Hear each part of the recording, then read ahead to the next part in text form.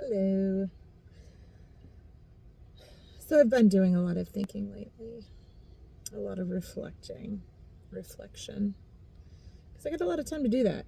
There's a lot of just me time, and so I just wanted to jot down some thoughts on life and ministry and just areas I guess you could pray for me in. I've always heard from, just handfuls of people who have gone into the ministry, who have been pastors, and them telling me that ministry is lonely, and that has proved to be true. I was thinking about it last night on a drive home from a revival, which was amazing. But I would have never, ever picked ministry as my career path, life path. But God's plans are not ours, right? It would be so much easier. It is so much easier, We want comfort. We want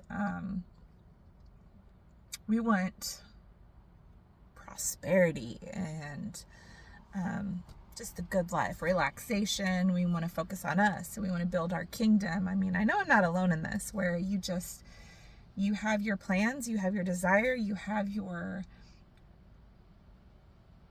dreams, and anything that would challenge that comfort, anything that would challenge our preferences or our goals, what I want from my life and my family, we don't really tend to run towards. We avoid. And I will tell you that ministry is difficult, and it is lonely, and it's not my will. It's God's will. And something else I'm learning is that, gosh, when you have a heart for God, when you love Him, and when you've tasted and you've seen His goodness, you can try all you want to run away from the plans that He has for you, but you will be so unsuccessful. It's just this resistance, it's this pull. He pulls you and you just fight back against it. And I want what I want the picture that I imagine, but always forgetting that His picture is so much greater and so much more beautiful. And even the plans that I have for myself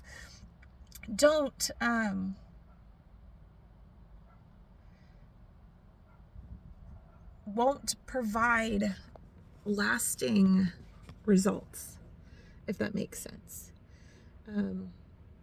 I can focus on building my kingdom here on earth and building a life up for my family and just making it cushiony and comforting, but then that ends here on earth, and no plans that we build on our own apart from God's is certain. It can all fall through at any time. And it's when we work, I guess, basically against God, when we're working against God's plans for our life, Jonah comes to mind, it is exhausting. It is draining. There's no satisfaction. You just keep chasing the wind, Ecclesiastes. You just keep chasing the wind. You keep chasing and getting up and doing the same thing.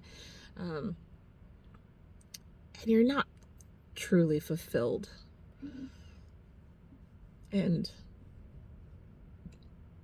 I don't. So I guess while I say that this is not the life that I would choose for myself, this is not the path I would choose for myself, this is not what I necessarily want. I know ultimately, and I guess I'm not making it sound the greatest ministry, but it is the most purposeful thing. It is the most purposeful thing when your life is in alignment with the will of God, and you're doing what He desires and you're following His plan. I can promise you it is not uneventful. That's for sure. I can promise you it is not miserable, because it's not. It's not miserable. It's beautiful and it's amazing, and it's satisfying, and when you follow Him and you chase after Him and you're seeking to do His will because you love Him, He provides everything.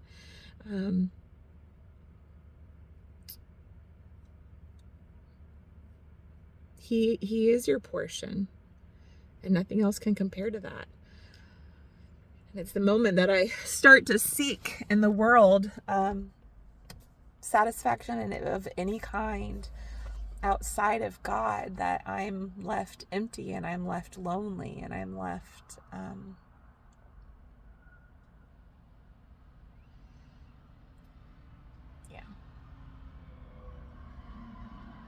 and I've been in a place of disappointment lately, to be honest. Again, with my plans and my expectations of certain things not going how I would want. It's really easy, and I'm going to caution you, it's really easy to fall into discouragement and disappointment and doubt. And those are very dangerous places to be, because without realizing it, when things don't go your way and you end up disappointed,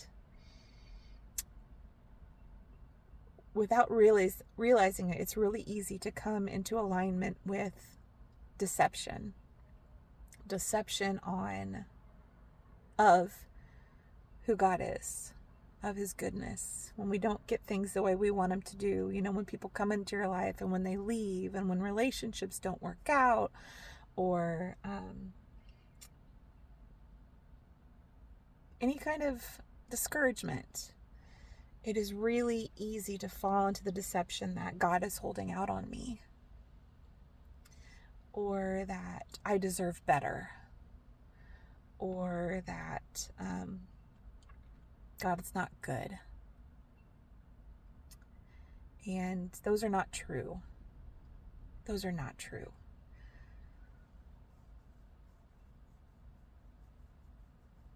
God's plans are always for good. And when people come in on our lives, and when they leave, and when things don't go how we would expect and hope, always God is for us, and His motive is pure and out of love, and He guards our hearts, and He has great plans for us. And sometimes it's me, that likes to go off and want to do my own thing. And that's when all the discouragement and all that stuff kind of comes in. And so it's just been a reflection last night, today, while this season seems really lonely, I know God has a plan and a purpose. And I know that His plans are way better than my plans. And I could never run away from the Lord's calling on my life. How do you tell God no? That was crazy. Sorry. How do you tell God no? I'm not going to do that. I don't want to do that. And be just firm in that when I know that God has always provided for me. He's always protected me. He's always loved me. He's always cared for me. He's always strengthened me and gifted me and taken care of me and supported me and encouraged me. And He has been constant from day one. And even before day one of giving my heart to Him, He was constant before that. How do you tell Him no?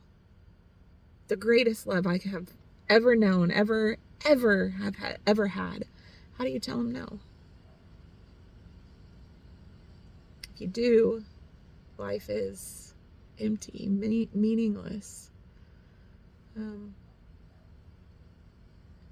Is the word futile, is that a good word? Just the same again and again and again and again, and you just work and working and don't have anything that lasts. But I fully believe that when you give your life to the Lord and you seek His will above your own, challenges are going to be there.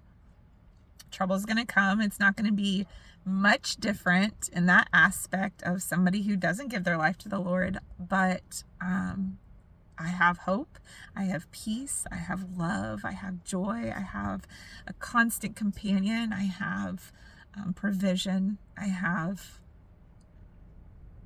a relationship with Jesus. I mean, there is truly nothing greater than that. So this is all to share that where I've just kind of been the past minute, and just some thoughts on ministry. Maybe you don't know that ministry is difficult for your pastors and for your the leaders in your church. It is a lonely life. It can be lonely. So pray for them. Pray for them. Encourage them. Support them. Love them. Volunteer and help serve. Don't expect them to do everything. Show them that you appreciate them. I appreciate my pastor. I appreciate all the pastors that I know, and their families and their children and their wives, because that has to be lonely too for a pastor's family. I was a preacher's kid for a little bit, for a hot minute. But it's a lonely life for their family as well. So pray for your pastors, pray for their family, their children, their grandchildren, and pray that God brings mentors into and support into your pastor's life, to be a safe place for them to share and open up, and to just have. Yeah, that's a lot of stuff. So, and this is a long video. I don't know if anyone's going to watch it, but I just wanted to share. So be blessed. I might do this more. I can ramble, and if you want to listen, you can, and if you don't, then that's fine too. So, have a happy Monday.